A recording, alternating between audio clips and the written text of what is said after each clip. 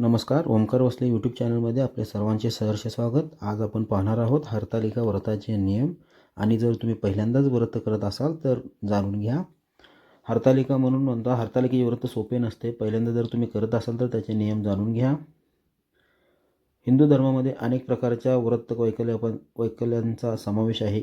पतीच्या दीर्घायुष्यासाठी चांगला जोडीदार मिळावा ह्यासाठी काही व्रते केली जातात.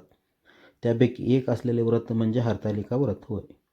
हिंदू पंचांगानुसार दरवर्षी हे व्रत भाद्रपद महिन्यातील शुक्ल पक्षांच्या तृतीया तिथीला साजरे केले जाते.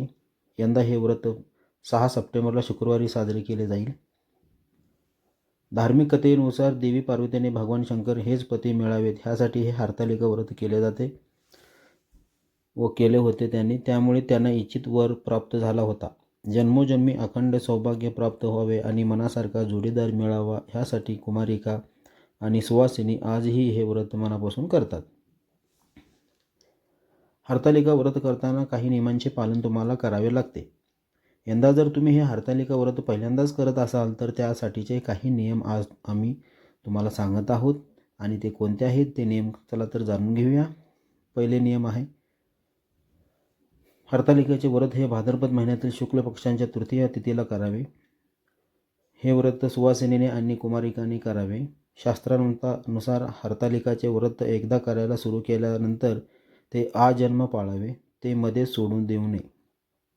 दरवर्षी शास्त्रात दिलेल्या विधीनुसार हरतालिकेचे पूजा मांडावी आणि कथा वाचावी. शास्त्रानुसार हरतालिकेचे व्रत निर्जळी करावे. चुकूनही पाणी किंवा अन्नाचे सेवन करू नये. या दिवशी भगवान शिव आणि पार्वती देवी यांचे नामस्मरण करावे. हरतालिका व्रताच्या दिवशी पहाटे लवकर उठून स्नान करून पूजा मांडावी आणि कथा वाचून आरती करावी. या दिवशी आळस करू नये किंवा झोपून राहू नये. हरतालिकेचे व्रत करताना दिवसभर रागावर नियंत्रण ठेवावे. घरातील व्यक्तीसोबत कोणत्याही प्रकारचे वाद घालू नये. मन शांत ठेवावे. हरतालिका व्रताचे उपवास हा दुसऱ्या दिवशी सोडतात. दुसऱ्या दिवशी हरतालिकेची मांडलेली पूजा, फुले, वाळू इत्यादी गोष्टींचे विसर्जन स्वच्छ पाण्यात करावे. तर आपण अशा तऱ्हेने हरतालिकाचे व्रत आणि त्याचे नियम काय आहेत ते आपण पाहिलेलं आहे. असंच नवनवीन व्हिडिओ तुम्हाला मी पुढे पाठवत जाईन. तर आवडल्यास लाईक करा, सबस्क्राईब करा, शेअर करा. धन्यवाद.